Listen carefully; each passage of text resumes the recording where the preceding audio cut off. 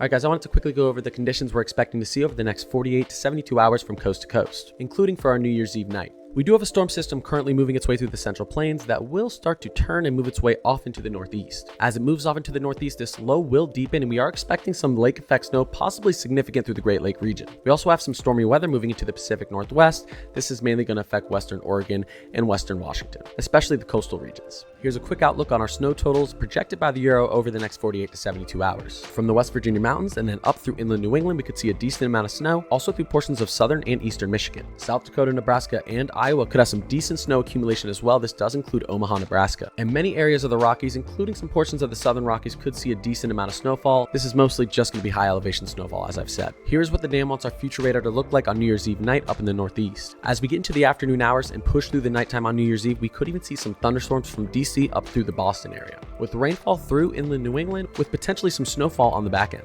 This is because as that low pushes off to the northeast, we will have cooler temperatures behind and some wind that could bring in this lake effect snow. There is also potential on New Year's Eve night for some light snow moving through Wisconsin and potentially into the Ohio Valley. And as I said, we could have a mess on our hands out here through western Washington and Oregon, especially the coastal area. This is likely to just be high elevation snow though. Here's our temperatures currently, and here's what's happening with our temperatures as we wake up on January 1st. Here we go. Obviously, as that storm system that's currently moving through the central plains moves up into the northeast, it's going to pull in a lot of cold air behind it. This is what could activate some of that lake effect snow up here in the Great Lake region. But the coldest air is expected closer to the 6th to the 7th time frame, and we could see some very below average temperatures all the way in southern Texas, even down to the Keys in Florida. And we're talking 15 to 20 degrees below average in some areas. The GFS and Euro also do give us some potential to have record-breaking cold through the northern and central plains, so we'll have to watch that. Alrighty guys, I appreciate you watching this video. If you like this type of content, feel free to throw me a follow. I make posts like this every single day and I stream every single night. I'll see you in the next video.